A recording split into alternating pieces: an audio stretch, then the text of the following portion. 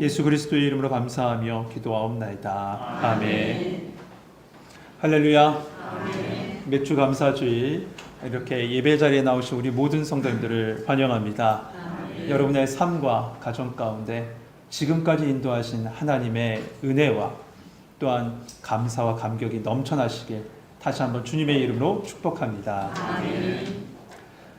저는 매주 여러 편의 설교를 작성하고 준비하다 보니 약간의 강박과 스트레스를 받는 부분이 사실 있습니다. 그게 뭐냐 하면 반복해서 쓰는 단어에 대한 스트레스가 있습니다. 이 말과 글에는 그 사람의 지문이 담겨져 있다라는 말을 얘기하잖아요.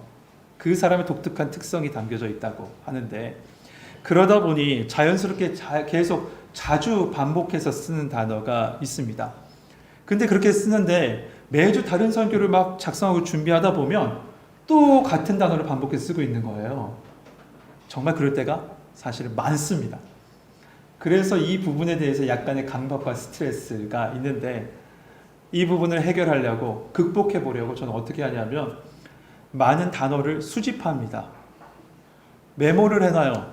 어떤 분이 하신 단어 중에 이 단어 너무 좋다, 이 부분에서 메모해 놓습니다.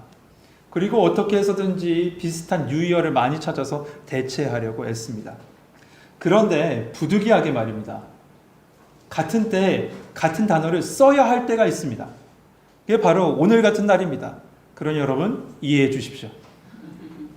성도 여러분, 벌써 올해도 반이 지났습니다. 무슨 얘기인지 아시겠어요? 작년에도 이때 같은 단어 같은 말을 했던 것 같아요. 벌써 이렇게 지났네요 라고 하면서 말입니다. 근데 이 말 밖에는요, 이때를 잘 표현한 단어가 없습니다. 다른 단어가 없어요. 대체 단어가. 여러분, 이렇게 벌써 빠르게 지나간 이 시간 동안, 그 반년 동안 여러분은 어떻게 지내셨습니까? 참 사건도 많았고 사고도 많았던 그 반년 6개월간의 시간 동안 그 모든 시간을 잘 보내고 이 자리에 나와 예배할 수 있는 것, 모든 것이 다 하나님의 은혜 아닙니까? 더욱이 그 시간 동안 고통 속에서 그것을 몸소 경험하면서 견디면서 이 자리에 오신 분도 계실 겁니다. 그 시간을 되짚어 보면 정말 하나님의 은혜가 아니고서는 설명이 되지 않을 거예요. 그렇죠? 여러분, 오늘 맥주 감사주일은 이 은혜를 기억하는 날입니다. 이 은혜를 기억하는 날이에요. 신명기 16장을 비롯한 여러 곳에 보면 하나님께서 이스라엘 백성에게 꼭 지켜야 될 3대 절기를 말씀하세요. 특히 출애굽기 23장에 보면 두 차례나 너는 매년 3번 내게 절기를 지킬지니라 라고 말씀하세요. 그 3대 절기가 뭐냐 하면 용어의 다양성은 있지만 대표적으로 이렇게 표현합니다. 첫 번째, 유월절, 그리고 맥주절, 수장절 혹은 초막절, 이렇게 얘기들 하죠. 유월절은 아시는 대로 어린 양의 보혈의 은혜로 말미암아 애굽으로부터 구원받은 것, 자유함을 받은 것, 그러니까 구원받은 것에 대한 감사로 지키는 절기입니다. 또한 맥주절은 어떻습니까? 맥주절은 보리 추수 시에 첫 열매를 거둬들임에 대한 감사이고, 수장절은 가을 추술 때 그 거둬들인 곡식을 창고에 저장한 후에, 수장한 후에 드린 바로 절기가 수장절입니다. 그렇다면 여러분, 왜 하나님은 그 하나님의 백성으로 하여금 이 절기를 지켜야 된다, 세 차례 이 절기는 꼭 지켜라, 이렇게 말씀하신 것일까요? 그것은 바로 이겁니다. 앞에서 말씀드렸지만 하나님의 은혜를 기억하라는 겁니다. 기억하라는 거예요. 그래서 신명기 16장에 보면 절기가 다 나오는데 그 절기의 끝마다 이 말씀이 붙여져 있습니다. 기억할 것이니라 기억하고. 하나님의 은혜를 기억하고 감사의 자리로 나아가는 겁니다. 그런데 우리는 그 하나님의 은혜를 기억하지도 못하고 감사하지도 못합니다. 어느 글에 보니까 감사하며 말입니다, 이 긍정적인 감정을 느끼고 있는 전두엽의 앞부분, 전전두 피질이 활성화돼서 스트레스가 완화되고 행복을 준다고 합니다. 또 어떤 심리학자의 글을 보니까 감사는 리셋 버튼과 같아서 고통스러운 내 삶을 다시 재설정할 수 있다라고까지 한 글을 봤습니다. 네, 그렇습니다. 우리는 이런 감사의 수많은 유익된 것, 긍정적인 효과를 잘 알고 있습니다. 그럼에도 불구하고 감사하지 못합니다. 왜냐하면 은혜를 기억하지 못하기 때문에. 특별히 하나님의 은혜를 기억하지 못하기 때문에 그래요. 이런 우리의 체질을 아시는 하나님이요, 그 은혜를 기억하고 감사로서 네 삶을 다시 한번 새롭게 시작해봐라. 그리고 이 자리에 나와서 다시 새 힘 줄 테니까 다시 한번 살아봐. 감사로 살아봐. 라고 하시며 이 절기를 우리 가운데 허락하신 겁니다. 그런데 여러분, 이 3대 절기 말이에요. 이 3대 절기를 우리의 시간에 대입하면 더 큰 은혜가 있습니다. 6월절은 보통 우리의 시간으로 하면 3월, 4월 정도 됩니다. 계절적으로 하면 봄이죠. 그리고 수장절은, 맥주절은 언제죠? 그로부터 49일이 지난 시점, 바로 보리를 추수하는 그 시기, 바로 지금 이때, 바로 여름의 초입입니다. 수장절은요, 당연히 말할 것도 없죠. 언제죠? 가을이에요. 맞아요. 하나님은 봄, 여름, 가을을 맞이해서 하나님의 은혜를 기억하고 감사하라고 우리를 부르신 겁니다. 그런데 이렇게 말씀드리면 꼭 속으로 이렇게 생각하시는 분이 있어요. 아, 겨울 빠졌다. 겨울 빠졌네, 잘됐다. 겨울에는 감사하지 말라는 건가? 라고 생각하시는 분이 계실 거예요. 여러분, 들켰죠, 저한테. 근데 여러분, 우리에게는 겨울에 진짜 감사하는 시간이 있습니다. 언제죠? 맞아요. 크리스마스 성탄절입니다. 예수님이 우리를 구원하시기 위해서 이 땅에 오신 그날, 그 어떤 시간보다도 감사하며 우리 감격하지 않습니까? 이 모든 건 뭘까요? 우리의 삶의 모든 시간, 모든 순간, 모든 때에 하나님의 은혜로 채워야 한다는 겁니다. 여러분, 모든 것이 하나님의 은혜이고 그 은혜에 감사로 채워갈 수 있는 성도님 되시길 소망합니다. 오늘은 특별히 맥주 감사 주일입니다. 그래서 오늘 본문 안으로 돌아가서 그 맥주 감사절의 의미를 좀 더 깊게 한번 살펴볼까 합니다. 우리 11절, 12절 말씀 같이 한번 읽어볼까요? 11절, 12절입니다. 같이 읽겠습니다. 시작.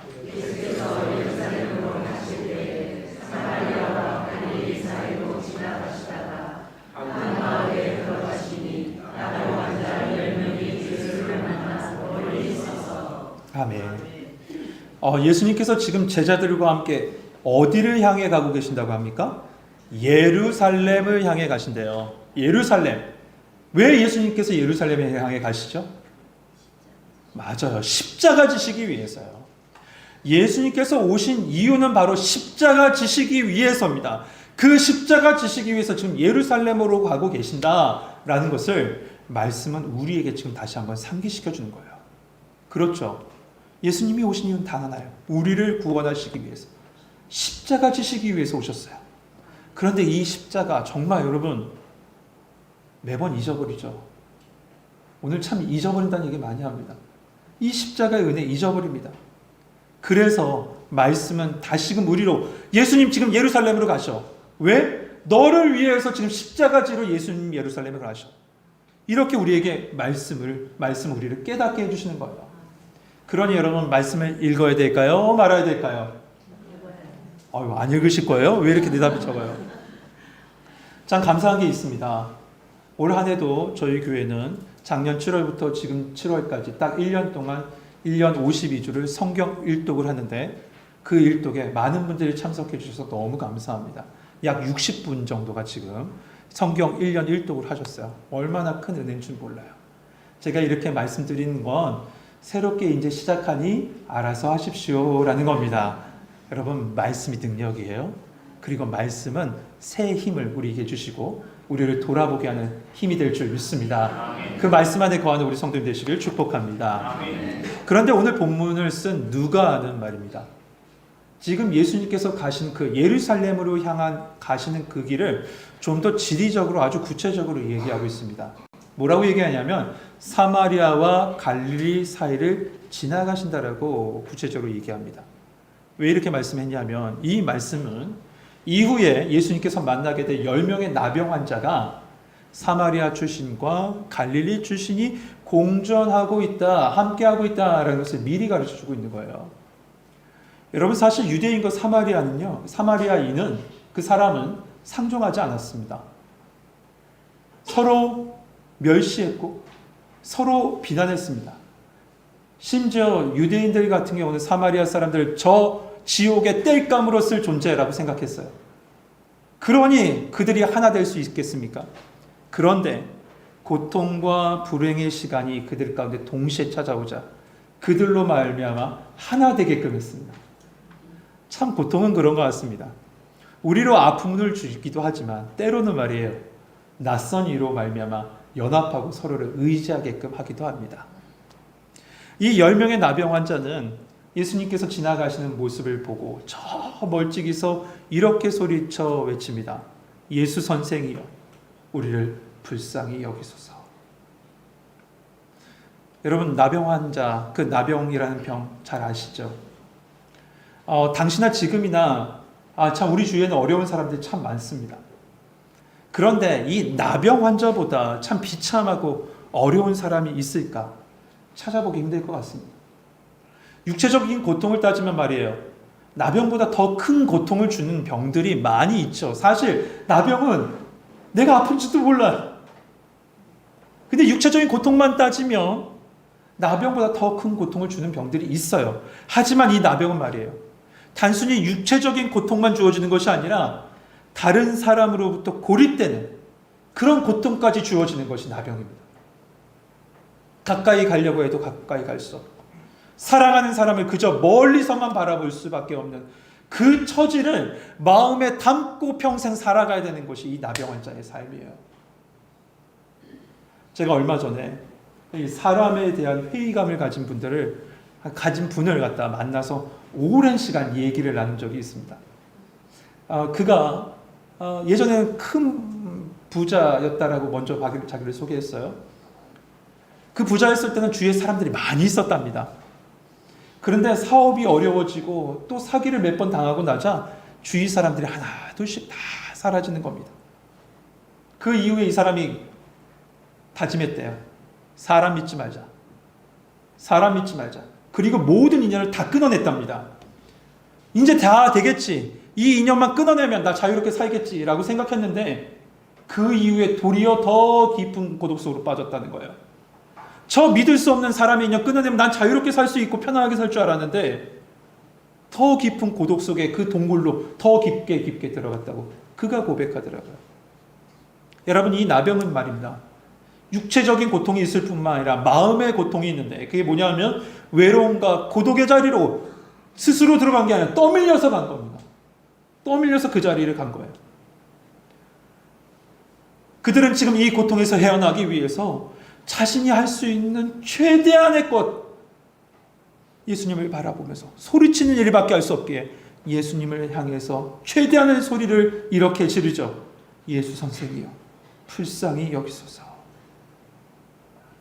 여러분, 제가 왜 약한 목소리로 내는지 아세요? 제가 왜 약한 목소리로 이렇게 부르짖는지 아세요? 나병은 근육이 마비되고 썩는 병이에요. 그 근육 중에 하나가 성대예요. 성대가 마비됐다는 것은 소리 지르고 싶어도 지를 수 없어요. 제대로 된 소리를 낼 수 있겠습니까? 찢어지고 상한 그 쇳소리로 몸의 기력은 하나도 없이 일반인들이 말하는 것보다 더 낮은 소리로 그들은 소리치는데 그게 최대예요. 그 모든 것을 다해 오늘 말씀 우리가 소리 높여라고 했지만 그가 할 수 있는 소리 높임이에요. 그가 할 수 있는 소리 높임으로 소리친 거예요. 분명 그들의 외침은 아름다운 소리는 아닐 겁니다. 새소리 났겠죠. 그러나 예수님은 그 소리를 듣고 그들을 돌아보십니다. 아멘. 저는 여기서 예수님의 모습을 떠올립니다. 거칠 수밖에 없는 그 소리, 어떻게 보면 소음 같은 그 소리, 그 소리를 듣고 돌아보시는 예수님의 모습 말입니다. 성경은 특별히 그들의 소리를 예수님께서 들으셨다라고 표현하지 않고 보셨다라고 표현합니다. 보셨어요. 성도 여러분, 이 10명의 나병 환자의 외침은 정말 피 맺힌 가슴에서 나오는 절규와 같은 기도예요. 예수님은 그 외침, 그 절규 같은 기도를 들으셨을 뿐만 아니라 그 기도를 하고 있는 그를 보고 계셨습니다. 청량하지도 않죠. 아름다운 소리도 아니에요. 문체적으로 고급스럽지도 않아요. 그러나 예수님은 그 처절하고 그 거친 절규를 기도로 받으시고 그들을 바라보고 계셨던 겁니다. 그 순간 예수님이 그들을 보는 순간 그들 또한 예수님을 바라봤을 것이고 예수님과 그들의 눈이 마주쳤을 겁니다. 성도 여러분, 진실한 기도 말이에요. 내가 절규하면서 내 모든 것을 다 내려놓은 그 진실한 기도를 할 때 예수님과의 거룩한 만남이 있을 줄 믿습니다. 그래서 기도는 주님의 시선과 나의 시선이 마주하는 장소입니다. 여러분, 기도의 자리에 나가셔서 주님의 시선과 나의 시선이 마주쳐 그 주님으로 말미암아 회복되는 은혜가 여러분 가운데 함께하길 소망합니다. 아멘. 이처럼 그들을 바라보신 예수님께서 말씀하십니다. 14절에 보시고 이르시되 가서 제사장에게 내 몸을 보이라 라고 말씀하세요.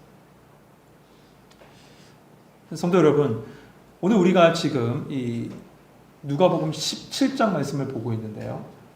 누가복음 5장에 가보면 예수님께서 또 다른 이 나병 환자를 고치시는 모습이 나옵니다. 그때 그 나병 환자가 예수님께 나가서 이렇게 얘기해요. 주여, 원하시면 나를 깨끗하게 하실 수 있나이다. 이 말은 뭡니까? 고쳐달라는 얘기 아니에요. 주님 고쳐주십시오. 그래서 예수님께서 어떻게 하셨냐면 예수님께서 그의 몸에 손을 대시고 깨끗함을 받으라 라고 말씀하세요. 그 결과 그는 깨끗함을 받습니다. 할렐루야. 그런데 여러분, 이 나병 환자는 조금 다르지 않습니까? 예수님이 이들이 치유받기도 전에 이렇게 말씀하세요. 제사장에게 가서 보여라. 제사장에게 가서 내 몸을 보이라고 하십니다. 이미 치유받은 것처럼 이렇게 말씀하세요. 원래 나병은 그 모든 이 병이 낫고 나면 마지막에 제사장에게 가서 확인 도장을 받습니다. 그러므로 말미암아 그 도장을 받았을 때야 겨우 공동체로 들어올 수 있기 때문에 그래요. 분리된 삶을 살았잖아요. 그런데 지금 이 10명의 나병 환자는 아무런 변화도 없고 예수님의 어떤 터치도 없고 예수님의 어떤 선포도 없는데 그들은 지금 예수님의 말씀을 듣고 제사장에게 가고 있는 거예요. 여러분, 이 말씀을 들은 나병 환자 어떻게 했다고요? 말씀에 순종해서 제사장에 갑니다. 정말 위대한 순종 아닙니까? 아무도 의심하는 사람이 없었어요. 의심해서 그 자리에 무슨 소리 하시는 거예요? 라고 하는 사람 없이 10명 모두 순종하면서 믿음 따라서 그 예수님의 말씀을 의지해서 믿음의 걸음 걸어가요. 그때 성경은 길게 얘기하지 않습니다. 깨끗함을 받았더라라고 얘기합니다. 아멘.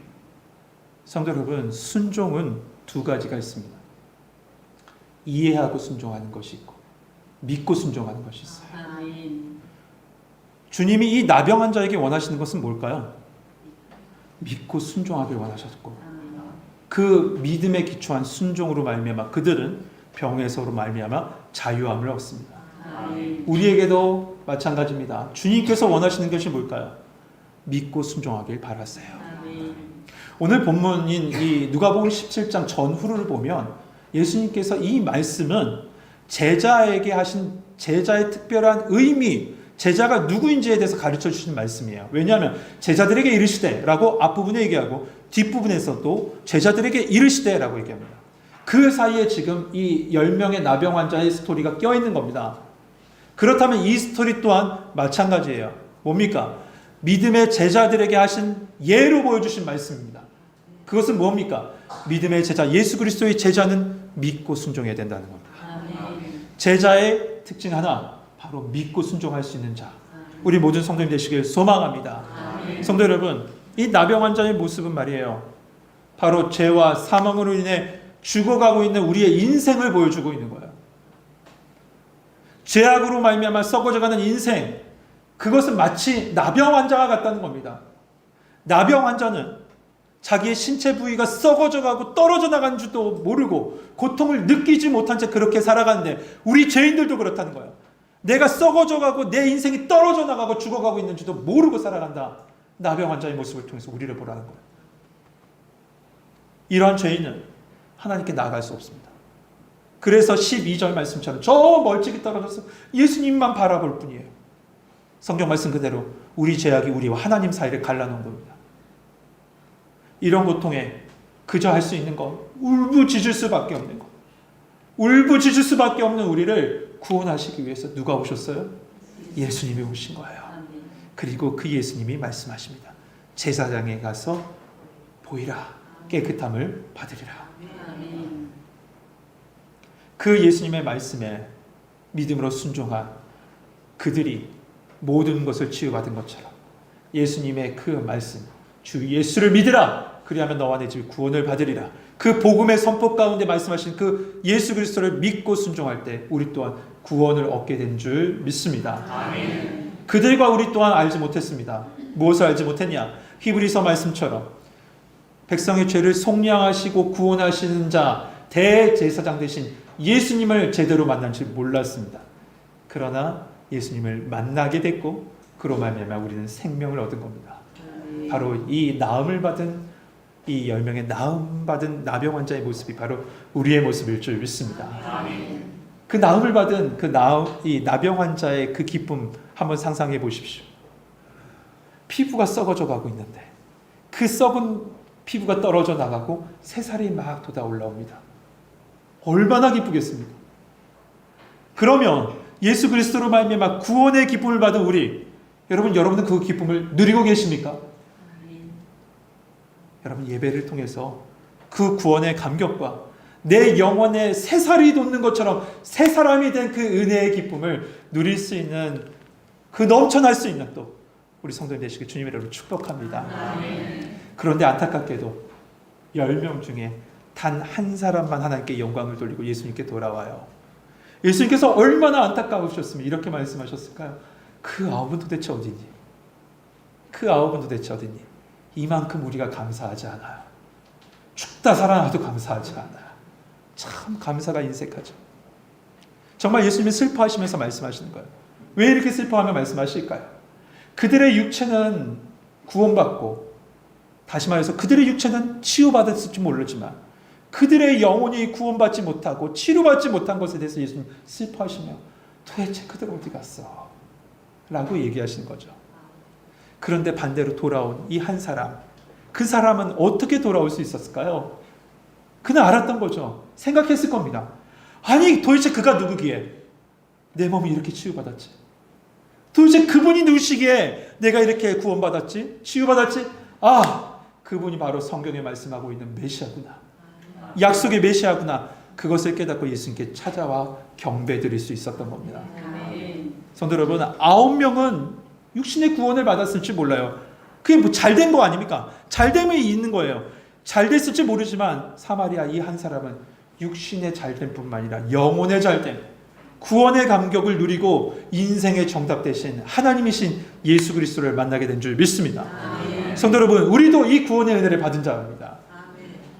이 맥주 감사 주일은 시기상으로 오늘 7월 첫 번째 주일이니 상반기 동안에 주신 하나님의 은혜를 다시금 되돌아보면서 감사하는 시간이 맞습니다. 여러분, 모든 게 하나님의 은혜죠? 아멘. 이때만큼은 이 고백이 더욱더 절실하게 느껴집니다. 하나님 하셨습니다. 아멘. 하나님 하십니다. 아멘. 하나님의 은혜입니다. 아멘.